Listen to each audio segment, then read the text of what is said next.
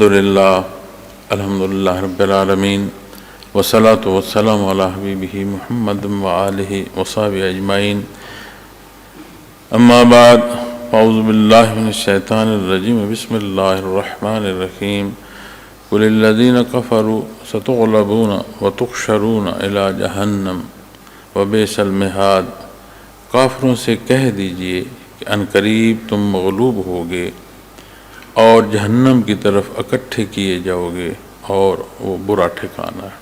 محترم سامعین کرام، اس آیہ کریمہ کے شان نزول میں مفسرین کرام جو بیان فرماتے ہیں وہ یہ ہے کہ جب غزوہ بدر برپا ہوا اور اللہ کریم نے احسان فرمایا، کرم فرمایا کہ مسلمانوں کو فتح ہوئی، تو یہود جو ہیں مدینہ منورہ کے یا مضافات کے، انہوں نے یہ بات کہی کہ مسلمان جو ہیں جہاں مقابل تھے وہ جنگ سے اس قدر واقف نہیں تھے جس قدر ہم واقف ہیں، تو یہ خوش ہو رہے ہیں کہ ہمیں فتح ملی ہے، لیکن جس دن ہمارے ساتھ ان کے یہ بستہ ہوں گے تو انہیں سمجھ آئے گی۔ اور اللہ جل شانہ غفور الرحیم ہے، ان کی ان سوچوں ان باتوں کا جواب رب کائنات نے عطا فرمایا۔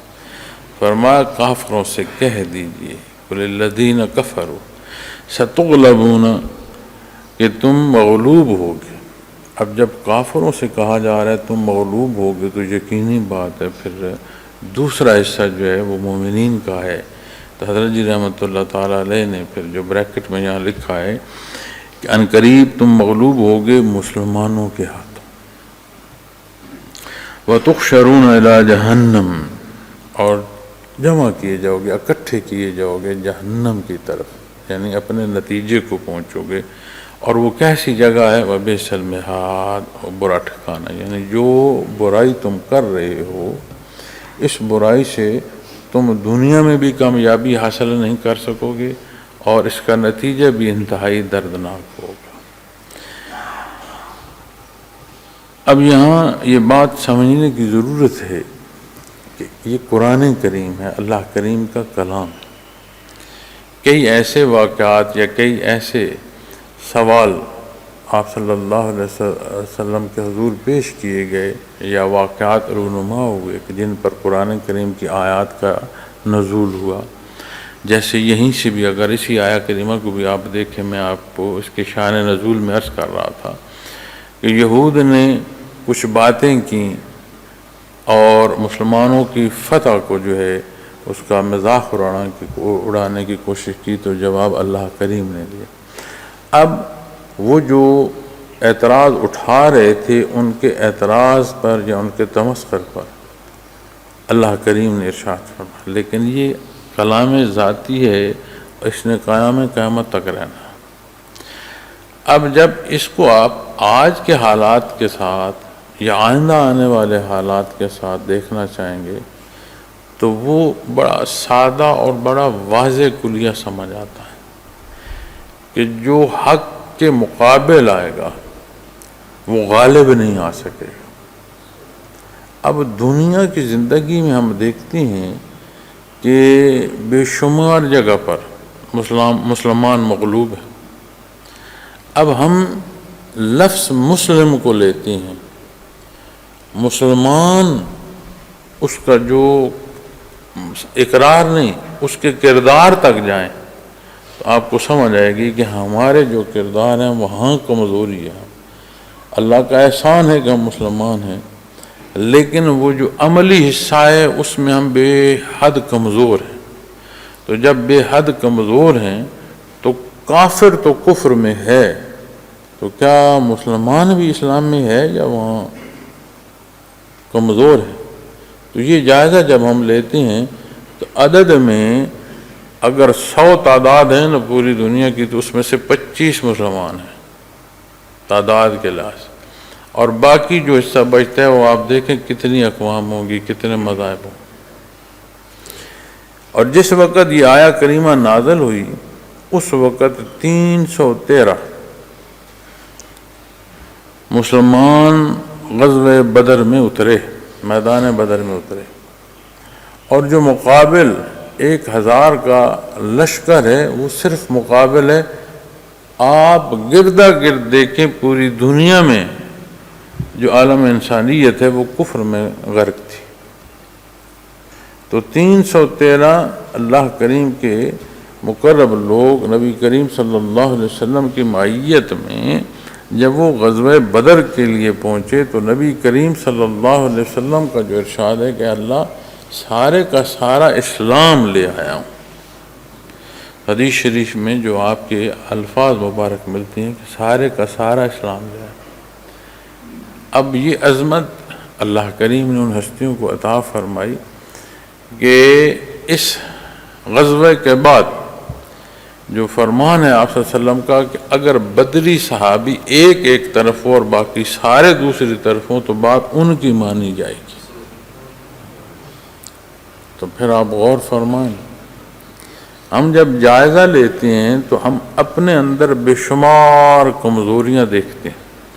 تو جب بے شمار کمزوریاں دیکھتے ہیں تو ان کمزوریوں کو دور کرنے کے بجائے پھر ہم یہ کہہ رہے ہوتے ہیں کہ دیکھیں جی قرآن تو فرما رہا ہے کہ جو اسلام ہے وہ غالب رہے گا، تو ہم تو مغلوب ہو رہے۔ اپنے اندر اسلام کی تلاش تو کریں، کس قدر ہم مسلمان ہیں، کس قدر ہمارے اعمال ہیں۔ اب میں اللہ معاف فرمائے کسی کے ایمان کو نہیں جانچ رہا، میں ایک کلیہ عرض کر رہا ہوں، اس کلیے کے تحت ہر کوئی اپنا جائزہ خود لے سکتا ہے۔ تو فرمایا کافروں سے کہہ دیجئے کہ ان قریب تم مغلوب ہوگے مسلمانوں کے ہاتھوں اور آخرت میں جہنم کی طرف اکٹھے کیے جاؤ گے، وبئس المہاد، اور وہ برا ٹھکانہ ہے کہ اس جگہ ہر پہلو جو ہے وہ تکلیف کا ہوگا، وہاں راحت نام کی کوئی شے نہیں ہوگی۔ قد کان لکم آیات فی فئتین التقطا، فرمایا یقیناً تمہارے لیے ان دو جماعتوں میں جو یعنی یوم بدر ایک دوسرے کے مقابل ہوئی تھیں بہت بڑی نشانی ہے۔ اب اس فرمان کے ساتھ قرآن کریم نے ذکر فرمایا غزوہ بدر کا، جو مدینہ منورہ ہجرت کے بعد پہلا معرکہ ہے جو دو بدو جنگ ہوئی، اور اس کے عوامل میں بے شمار پہلو ہیں جو بیان کیے جاتے ہیں۔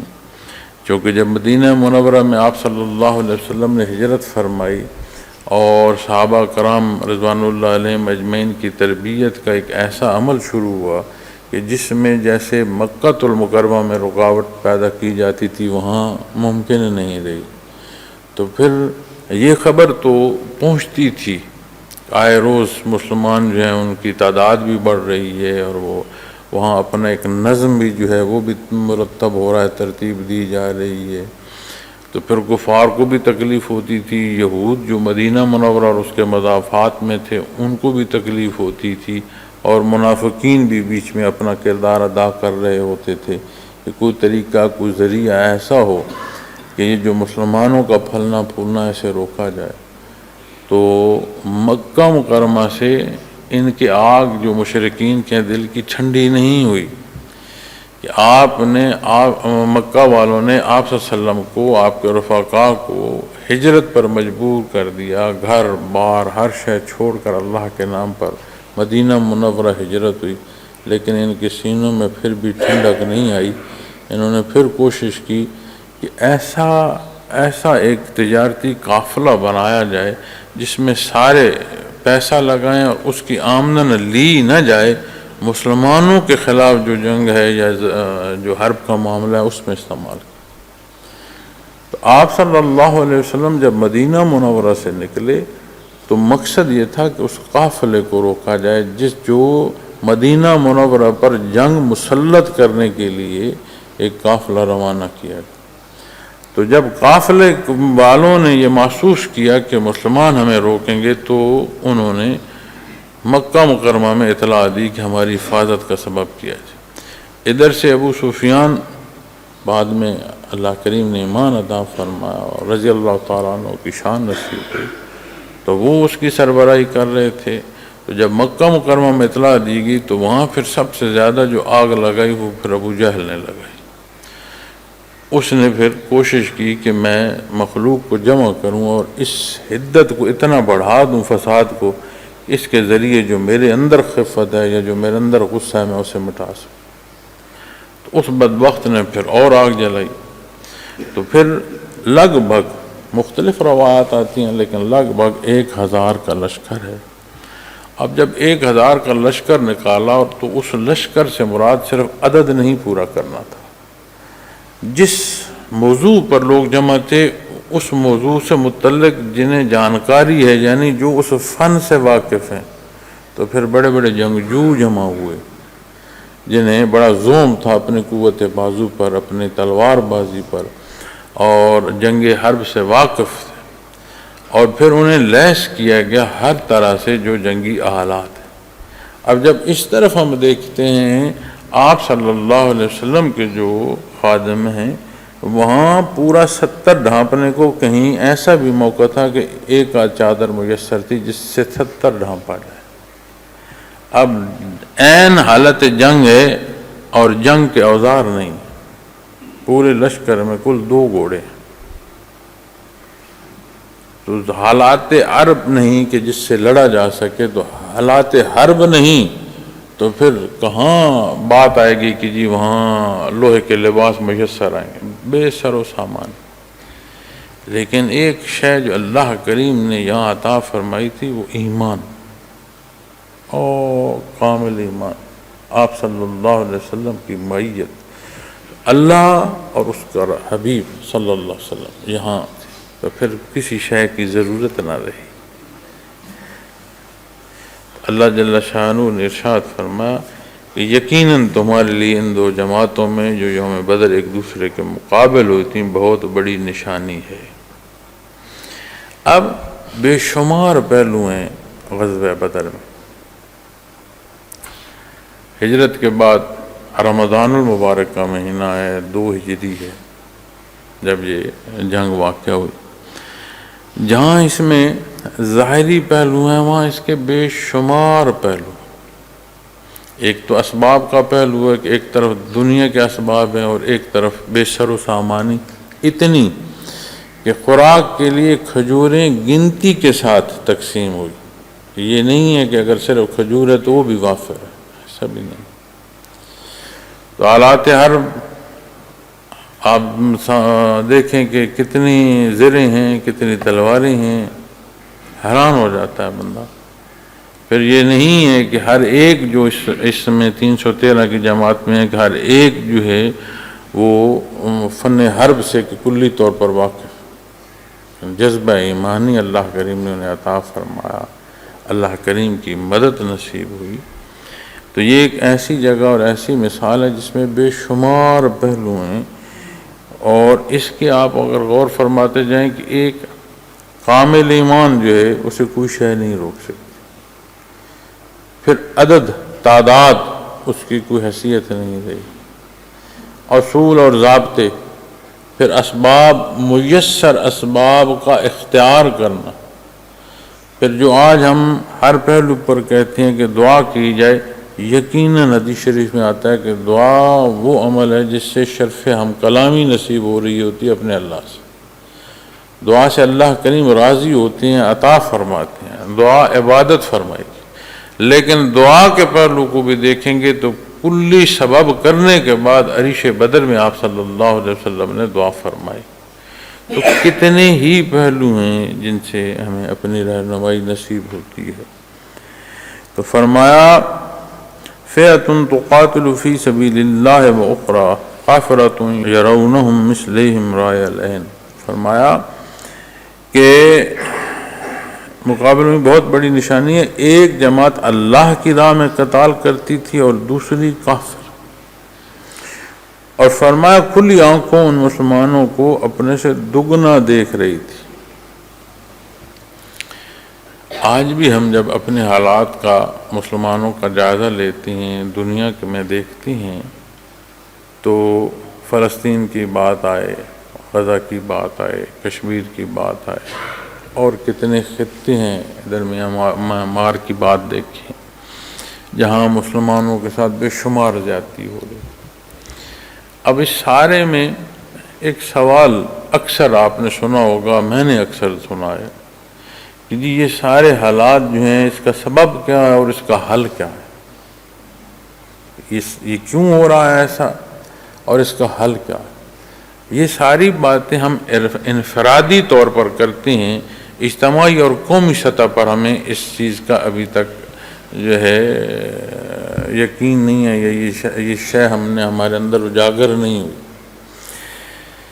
آپ صلی اللہ علیہ وسلم نے مدینہ منورہ میں تربیت جو فرمائی، ساتھ ایک ریاستی ڈھانچہ جو ہے اسے بھی قائم فرمایا، ایک نظم جو ہے اسے قائم فرمایا، ایک قانون جو ہے اسے نافذ فرمایا گیا۔ اب اگر یہ سمجھا جائے کہ کوئی قومی طور پر اتحاد یا کوئی قانون اور اس کے نفاذ کی ضرورت نہیں ہے، صرف دعوت و تبلیغ سے انسانی معاشرے کی تعمیر کی جا سکتی ہے، تو یہاں سے ہمیں یہ سبق دیا جا رہا ہے کہ ایسا نہیں ہے۔ جیسے میں نے عرض کی کہ ہم بیٹھتے ہیں کہ دعا کی جائے، اجتماعات کیے جاتے ہیں کہ معاشرے کی بہتری کی جو ہے وہ دعا کی جائے اور انہیں تبلیغ کی جائے، ضرور تبلیغ کی جائے، ضرور دعا کی جائے، لیکن جب تک اصول اور ضابطے جو نبی کریم صلی اللہ علیہ وسلم نے اختیار فرمائے اور اختیار فرمانے کی رہنمائی فرمائی گئی اسے نہیں کہیں گے تو نتائج کیسے آئیں گے؟ آپ صلی اللہ علیہ وسلم نے انفرادی تربیت فرمائی، پھر ایک قومی انداز جو ہے اس معاشرے کو تشکیل دیا، ریاست کا قیام فرمایا، پھر جو قانون ہے اس کا اطلاق اور مساوات کے ساتھ، اس میں کوئی روایات نہیں تھی کہ کوئی طاقتور ہے یا کمزور ہے، کوئی بہت قریبی ہے یا کوئی کسی کی واقفیت نہیں ہے، جو مساوات ہے اس قانون کے اطلاق کی وہ آپ نے نافذ فرمائی۔ آج جب ہم اپنے معاشرے میں یہ سوال کرتے ہیں کہ ایسا کیوں ہے تو آپ غور فرما لیں۔ انفرادی حیثیت سے کسی کا ورع تقویٰ دیکھنا ہے وہ اور بات ہے، آپ اجتماعی اور قومی سطح پر دیکھیں کہ ہمارا معیار کیا ہے۔ انفرادی طور پر کسی کی ذہانت، کسی کی کلام کو آپ جانچیں وہ اور بات ہے، لیکن جو قومی روش ہے اسے آپ دیکھیں کہ وہاں کیا ہو رہا ہے۔ اسی لیے جو اسلام سے خائف ہے اس نے کوشش کی کہ دنیا میں کہیں اسلامی جو ریاست ہے وہ اپنے اصول اور ضابطے پر قائم نہ ہو، نام اسلامی رکھیں، اصول اور ضابطے اسلامی نہ ہوں۔ تو چاہے انداز انتخاب ہو، چاہے انتظامات ہو، چاہے قوانین اور ان کا اطلاق ہو، آپ غور فرما لیں، جائزہ لے لیں، پوری کوشش کی گئی ہے کہ جو مسلمان ملک ہیں، لفظ مسلمان بھی ان کے پاس ہو، ریاست کا نام بھی اسلامی ہو، لیکن اسلامی اصول نہ نافذ ہو سکے۔ اور جہاں مسلمانوں پر ظلم ہو رہے ہیں وہاں غور کریں، وہاں پر یہ نہیں ہے کہ کوئی انفرادی حیثیت سے وہ لوگ ظلم ڈھالیں، انہوں نے اپنی ریاست کو مضبوط کیا، ریاستی قوت کے ساتھ وہ ظلم کر رہے ہیں۔ اور ہمیں کیا سبق دیا جا رہا ہے کہ انفرادی طور پر محنت کرو، کوئی منع نہیں کر رہا انفرادی محنت، اس انفرادی محنت کو اجتماعیت تک لے کر نہ جاؤ گے تو قوم نہیں بن پاؤ گے، اپنے ملک کی تعمیر اور ترقی نہیں کرو گے تو تمہیں وہ قوت نہیں حاصل ہوگی جس سے تم اپنا دفاع کر سکو، چاہے جائے کہ کہیں ظلم کو روک سکو، اپنے دفاع کے قابل نہیں ہو سکو گے۔ لیکن ہم یہ سوال سنتے ہیں کہ یہ جو خرابی ہے کیوں ہے اور اس کا حل کیا ہے، لیکن اس سوال کرنے کے ساتھ بھی ہمارے اندر یہ جذبہ نہیں ہے کہ میں جواب کا متلاشی ہوں اور اگر مجھے جواب مل جائے تو میں اس کے حل کے لیے کوشش کروں۔ کتنے لوگ آپ دیکھتے ہیں جو اس درد کے ساتھ معاشرے میں چل رہے ہیں اور اپنا کردار ادا کر رہے ہوں کہ نہیں ہم نے اس قوم کو قوم بنانا ہے، اس ملک کو اسلامی ریاست بنانا، کتنے لوگ ملے؟ آپ کو تقاریر میں، تحریر میں یہ چیز ملے گی، آپ عملی حصے میں جا کر دیکھیں، ذاتی حیثیت میں جا کر دیکھیں، کلام اور عمل میں بہت بڑا فرق ہے۔ اللہ ماشاءاللہ میں کسی پر عدالت نہیں لگا سکتا، نہ میں جانتا ہوں، نہ میرا اختیار ہے، اور نہ یہ بات درست ہے کہ میں کلی طور پر معاشرے پر فیصلے دیتے، میں تو خود کمزور آدمی ہوں۔ لیکن جو چیزیں نظر آ رہی ہیں، اب باہر میں دیکھ رہا ہوں تو سورج کی روشنی ہے، تو اس روشنی سے سمجھ آتی ہے کہ سورج ہے، بادل نہیں ہے، یہ دن ہے، رات نہیں ہے۔ تو جب معاشرے کو دیکھتے ہیں تو جو ہمارے حالات ہیں وہ ہمیں بتاتے ہیں کہ ہمارے اندر انصاف نہیں ہے، ہمارے اندر کمزوری ہے، ہمارے اندر دین پر عمل پیرا ہونے کی جو مضبوطی ہے اس کا فقدان ہے، تو یہ اندھیرا ہے۔ اگر وہ نور روشن ہوتا تو اس معاشرے میں روشنی ہوتی۔ یہ جو جگہ جگہ قوم ٹھوکریں کھا رہی ہے، یہ ٹھوکریں نہ کھاتی۔ تو جب سوال کیا جاتا ہے کہ یہ ایسا کیوں ہے کہ ہم ذلیل ہو رہے ہیں، ایسا کیوں ہے کہ ہماری اتنی تعداد ہے، اور ایسا کیوں ہے کہ ہم مغلوب ہیں، تو میاں جہاں تمہارے غالب آنے کو قرآن فرما رہا ہے وہاں دیکھو تو صحیح۔ قل الذین کفروا، کفر کی طرف اشارہ، ستغلبون، تو جو جہاں سے مغلوب ہوگا وہ کہاں ہے؟ اللہ کریم نے فرمایا ان دو جماعتوں کو دیکھا جو بدر میں ایک دوسرے کے سامنے ہوئی، ہے کچھ نہیں لیکن کامل ایمان کے ساتھ اللہ کے حکم پر نبی کریم صلی اللہ علیہ وسلم کی معیت میں میدان میں اتر گئے۔ اور اللہ فرماتا ہے کافروں کو دو گنا نظر آتے۔ دوسری جگہ فرمایا گیا کہ کافروں کو کم نظر آتے تھے، حالانکہ کافروں کی تعداد 3 گنا سے بھی زیادہ تھی۔ تو جب اس کے تفسیر میں آپ دیکھتے ہیں کہ ان آیات کی تفسیر میں جو بیان فرمایا جاتا ہے، بحث کی جاتی ہے کہ جنگ سے پہلے جب کافر دیکھتے تھے تو مسلمانوں کی تعداد انہیں تھوڑی لگتی تھی، اور جب جنگ شروع ہو گئی تو پھر انہیں تعداد زیادہ لگتی تھی، اور مسلمانوں کے جذبے میں بھی ان کی تعداد جو ہے وہ زیادہ نہیں لگتی تھی۔ اور پھر جب عین جنگ چھڑ گئی تو بعض روایات میں صحابہ کے قول بھی ملتے ہیں کہ یہ تو ہمیں شاید ایسا لگتا ہے کہ ہم سے بھی تعداد کم ہے ان کی۔ تو وہ جو اثرات ایک جذبے کے پیدا ہوتے ہیں وہ کمزوری کی طرف بھی آ سکتی ہیں اور طاقت کی طرف بھی لے جا سکتے ہیں، یہ حالات پر منحصر ہوتا ہے۔ اور اللہ کو منظور تھا کہ یہ جو حق ہے اس کی ثابت قدمی جو ہے وہ اس کا اعلان ہو۔ تو جب بے شمار سرداران قریش آپ صلی اللہ علیہ وسلم نے دیکھے تو آپ صلی اللہ علیہ وسلم کا فرمان ہے کہ مکہ والوں نے اپنے جگر کوشے تمہارے سامنے لا کھڑے کیے، 70 کے قریب جو ہیں وہ بڑے بڑے کافر جو ہیں وہ واصل جہنم ہوئے، اور 70 کے قریب جو ہیں وہ لوگ قید ہوئے۔ لیکن اس مارکے میں ہمیں جو آج کا سبق دیکھنا ہے وہ یہ ہے کہ آج بھی حق و باطل جو ہے اس کا مارکہ بپا ہے، اور یہ قیامت تک رہے گا۔ قرآن کریم نے 2 جماعتیں بیان فرمائیں، حزب اللہ اور حزب الشیطان۔ اب یہ جب 2 جماعتیں ہیں اور شیطنت ہے تو شیطنت کے مقابلے میں ایمان اور کامل ایمان کی طرف ہماری مضبوطی ہے، ہمارا دفاع ایمان سے ہے۔ یہ جو ہم پورا زور لگاتے ہیں کہ نہیں دنیا کے اسباب ہونے چاہیے، ضرور ہونے چاہیے، اسباب دنیا اصول دنیا ہے، لیکن اسباب پر توکل نہیں ہو سکتا۔ توکل یا حتمی جو بات ہے وہ اللہ کی طرف منسوب ہوگی، تو کچھ نہ ہو تو اس کے حکم پر جان دینی پڑے، تو بھی یہ مثال ہمیں غزوہ بدر سے مل رہی ہے، کچھ نہیں، فرمان ہے، بات ختم۔ اتنا کافی ہے کہ اللہ کریم کا فرمان، اس میں پھر اور سودے کرنے کی کیا ضرورت؟ وہ ایک جو بنیادی سودا ہے لا الہ الا اللہ محمد الرسول اللہ، کافی ہے، بات ختم، اور ضرورت ہے کس چیز کی نہیں۔ تو آج جب ہم امت کے طور پر دیکھیں یا آج جب ہم اپنے وطن عزیز میں اس قوم کے حوالے سے دیکھیں تو آپ غور فرمائیں، اس کا فقدان ہے۔ ہمیں اجتماعی طور پر جو اسلامی احکامات ہیں ان کا اختیار کرنا یا ان کا نفاذ کرنا نہیں ہے۔ لکھا ہوا ہے ہم نے کہ ہمارے ملک کا جو سب سے بڑا قانون ہے وہ قرآن و سنت ہے۔ اگر لکھنے سے تعمیر ہوتی تو ہماری تو بے شمار تعمیر ہو گئی ہوتی، لیکن اس لکھنے کے ساتھ جو کچھ ہم نے اور داخل کیا ہوا ہے جس پر ہم عمل کرتے ہیں یہ اس کے نتائج۔ معاشرے میں سب سے جو استحکام کا سبب ہوتا ہے وہ عدل ہوتا ہے۔ آپ اپنے ہاں عدل دیکھ لیں، عدل کے قائم کرنے کا معیار دیکھ لیں، جو عادل نام سے منسوب مخلوق بیٹھی ہے آپ انہیں جائزہ لے لیں۔ جو پیش ہو رہی ہیں یا جو حکم سنا رہے ہیں ہم اپنے حلیے دیکھ لیں کہ ریاست اسلامی میں ہم نے جو عدل قائم کرنا ہے وہ کیسا، اور عدل ایسا نظام ہے جو ہر نظام حیات کی ضرورت ہوتی ہے۔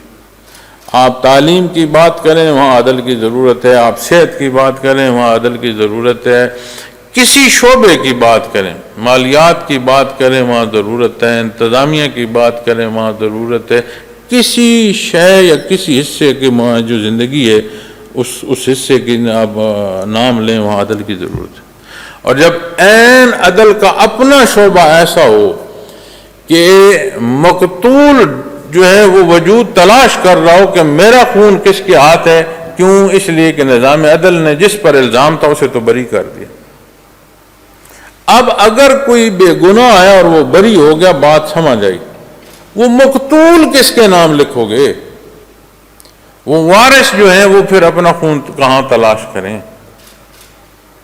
تو آپ اس نظام پر جتنی بھی بات کرنا چاہیں اتنی ہم نے اس میں خرابیاں کی ہوئی ہیں، آپ اس پر بات کر سکتے ہیں، لیکن ضرورت اس امر کی ہے کہ ہم اپنی روش کو درست کیسے کریں۔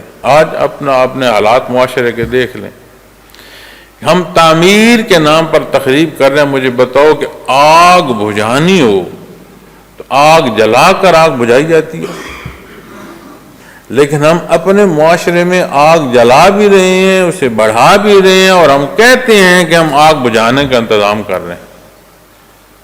تو کیا ایسا نہیں؟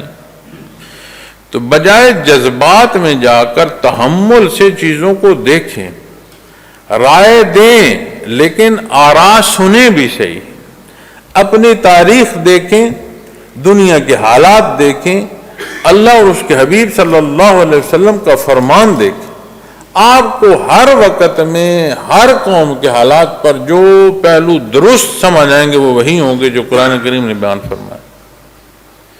تو قرآن کریم کو خوبصورت لحاف میں سجا کر بالا خانوں میں رکھنے کے بجائے اسے عمل میں لائیں تو یہ ہمیں حل دے گا۔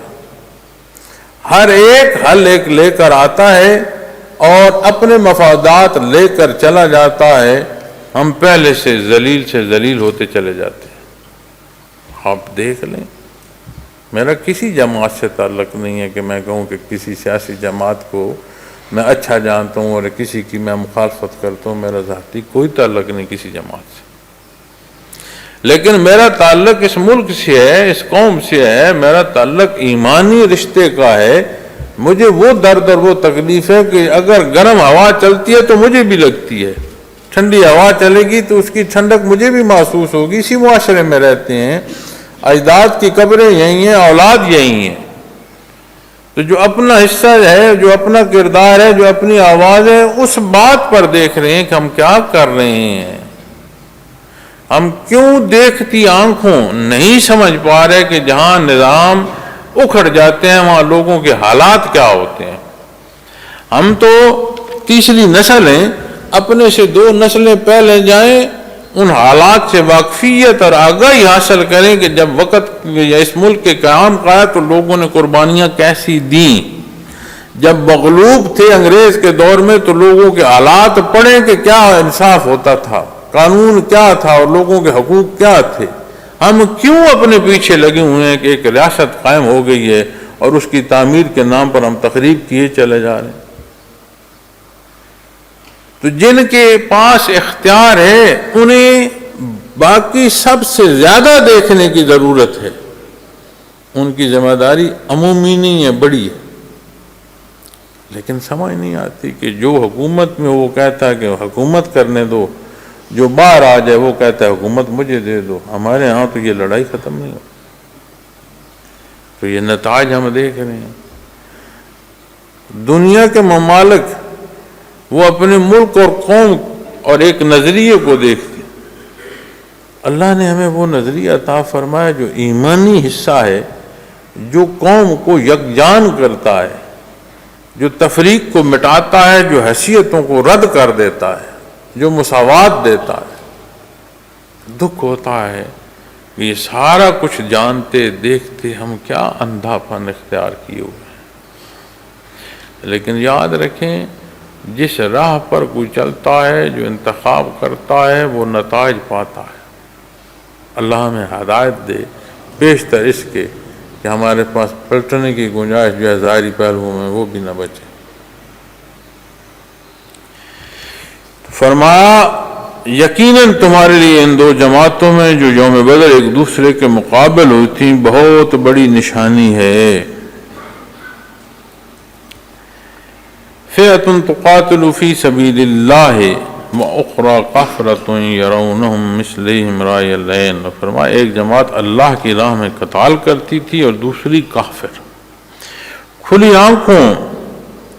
فرمایا کھلی آنکھوں ان مسلمانوں کو اپنے سے دو گنا دیکھ رہی تھی۔ اب اللہ کریم کی مدد شامل حال کہ کافر اپنی طاقت کے زوم میں حملہ آور ہے اور 3 گنا تعداد ہے کافروں کی زائد، اور جو 3 گنا کے سامنے ایک حصہ آئے وہ انہیں اپنے سے بڑا نظر آ رہا ہے۔ سبب اختیار کرنے ہیں لیکن اللہ کی ذات تو مسبب الاسباب، سبب کا بھی مالک۔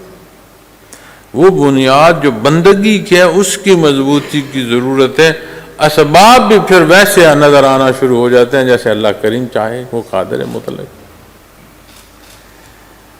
واللہ یؤید بنصرہ من یشاء، فرمایا اور اللہ جس کو چاہتے ہیں اپنی مدد سے قوت دیتے ہیں۔ وہ غفور الرحیم ہے، اس کی مخلوق ہے، اس نے پیدا فرمائی، اسے عزیز ہے، اسے پیاری ہے، اس نے اسے نور ایمان کے جو ذرائع ہیں وہ عطا فرمائے ہیں، کلام ذاتی سے نوازا ہے، استعداد سے پیدا فرمایا ہے، تخلیقی اور پیدائشی طور پر ہر کسی کا جو دل ہے وہ صاف ہے، وہ اس دل کے آئینے پر کیا تعریر کرتا ہے یہ اس کا اختیار ہے۔ تو جو کچھ اور جیسا بھی ہے اس میں وہ کیا چاہتا ہے، تو جب بات اللہ جل شانہ کی طرف اور ہدایت کی طرف آتی ہے تو بنیاد قرآن جو بیان فرماتا ہے وہ انابت کوئی چاہے تو صحیح۔ تو ہمارا معاشرہ ساری بحث کے باوجود اگر ٹٹولے کہ یہ جو کلام ہے، جو الفاظ ہیں، جو خوبصورت فکریں ہیں، محاورے ہیں، ان کے پیچھے کو دل کی طلب بھی ہے کہ ہم چاہتے ہیں کہ مسلمان جو ہیں اور ایک بعمل زندگی ہو، ایک اسلام ہو، اسلامی ریاست ہو، ہم چاہتے بھی ہیں، تو وہاں فقدان ہے۔ تو اللہ جل شانہ نے ارشاد فرمایا واللہ یؤید بنصرہ من یشاء، اور اللہ جس کو چاہتے ہیں اپنی مدد سے قوت دیتے ہیں۔ ہر شے اللہ کریم کی طرف سے ہے، اللہ توفیق عطا فرما دے، اللہ حفاظت عطا فرما دے، اللہ ہدایت عطا فرما دے۔ ہم مار کھاتے ہیں جب اپنے ذمے چیزیں لے دیں، میں یہ کروں گا، میں کیا کروں گا، اپنا ہونا نہ ہونا تو اختیار میں نہیں، پھر اس دعوے کی ضرورت کیا؟ ان فی ذلک لعبرۃ لأولی الابصار، اور فرمایا یقیناً اس میں اہل بصارت کے لیے بڑی نشانی ہے۔ ابصار بصارت کے لیے ایک حصہ ہے بصارت، ایک حصہ ہے بصیرت۔ بصارت سے کل انسانیت فکر تک پہنچ سکتی ہے، اور بصیرت کی آنکھ جو ہے یہ صرف نور ایمان سے کھلتی ہے ورنہ اندھا پن ہوتا ہے۔ بصارت انسان کو اللہ کریم نے اتنا شعور عطا فرمایا کہ کسی شے کو دیکھ کر اس کا تجزیہ کر لیتا ہے، پیشتر کہ کوئی شے وقوع پذیر ہو اسے اندازہ ہو جاتا ہے۔ اگر کھائی ہے اس کھائی پر جانور بھی جا کر رک جاتا ہے، کہ دیکھ رہا ہے کہ اگر آگے گیا تو گر جاؤں گا، ایک جانور کھائی پر رک جاتا ہے کہ آگے بڑھنا گرا دے گا، تو صرف دیکھنا نہیں ہے، اس دیکھنے سے جو تجزیہ حاصل ہوتا ہے، جو فکر ہے، تفکر دیا ہے، اس کی جو فکر ہے وہ اسے راحت سے کھاتی ہے، اسے اسلوب سے کھاتی ہے، بے سر و سامانی ہے، کچھ نہیں ہے۔ تو دیکھ نہیں رہے، دیکھتی آنکھوں کہ اس کے باوجود شکست سے فاش ہوئی کفر کو۔ جو گرد و پیش لوگ تماشا دیکھنے کو آئے تھے انہیں ان کو تماشا نہیں، انہیں ان کو حق دیکھنا پڑا۔ جنہوں نے اکسایا تھا قریش مکہ کو، قریش مکہ کا فیصلہ اپنا لیکن جنہوں نے اکسایا تھا، تاریخ میں یہ روایات بھی ملتی ہیں کہ یہود کے نمائندے بھی گرد و پیش بیٹھ کر دیکھ رہے تھے کہ آج دیکھتے ہیں مسلمانوں کے ساتھ کیا ہوا، کہ کیا ہوگا ان کے ساتھ، کتنا لشکر جرار آ گیا ہے۔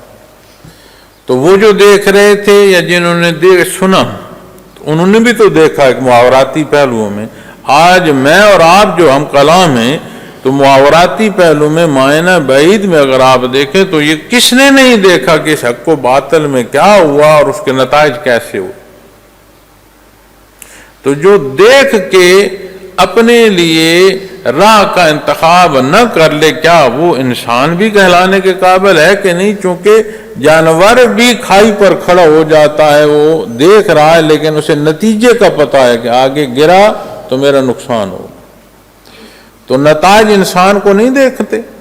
تو جب ہم دیکھتے ہیں تو یہ صرف یہ دیکھنا نہیں ہے کہ میں نے رات دیکھی، میں نے دن دیکھا، میں نے راستہ دیکھا، میں نے کوئی کتاب دیکھی، میں نے کوئی انسان دیکھا۔ اس دیکھنے کے ساتھ ایک تجزیہ آتا ہے، انسانی فکر میں پیدا ہوتا ہے، انسانی شعور جو اللہ نے اسے دیا ہے، جو تفکر کی قرآن دعوت دیتا ہے، اسی عطا کی نسبت دیتا ہے جو یہ صلاحیت انسان کو اللہ نے دی ہے کہ وہ اپنے لیے یہ جائزہ لے لیتا ہے کہ میرے لیے درست کیا ہے اور میرے لیے نقصان کا سبب کیا ہے۔ تو یہ کیسا دیکھنا ہے کہ اتنا بڑا ایک اللہ کریم نے معجزہ عطا فرمایا نبی کریم صلی اللہ علیہ وسلم کی ذات اقدس کو، کہ کوئی صورت نہیں ہے اس میدان کارزار سے نکلنے کی، لیکن فاتح ہو کہ آپ صلی اللہ علیہ وسلم نکلے اور آپ کے صحابہ رضوان اللہ علیہم اجمعین نکلے۔ بڑے بڑے کفار کے بت ٹوٹے، ایسے بے ایمان تھے کہ ابو جہل نے گردن کٹتے وقت کہا ذرا نیچے سے کاٹنا تاکہ پتہ چلے سردار کی گردن، ایسے بدبخت۔ تو پھر یہیں روایات میں یہ بھی ملتا ہے کہ پھر دوسرے روز آپ صلی اللہ علیہ وسلم نے اس جگہ کھڑے ہو کر اس گڑھے پر جہاں یہ سارے کفار کو دفنایا گیا تھا کہ آپ نے پوچھا کہ کیا اللہ کا وعدہ سچا پایا ہے؟ تو پھر اب پلٹنے کا تو راستہ کوئی نہیں۔ تو میں نے آج جتنی گزارشات پیش کی تھی محترم سامعین کرام، یقیناً میں نے ایک اجتماعی پہلوؤں پر بات کی۔ اس سے میری مراد یہ نہیں ہے کہ انفرادی پہلو چھوڑ دیں۔ مکہ مکرمہ سے لے کر مدینہ منورہ تک، قیام ریاست تک ایک تربیت کا پہلو ملتا ہے۔ ایسی تربیت کی گئی جس سے ایسے لوگ پیدا ہوئے کہ جنہوں نے نظام کے قیام میں کردار ادا کیا۔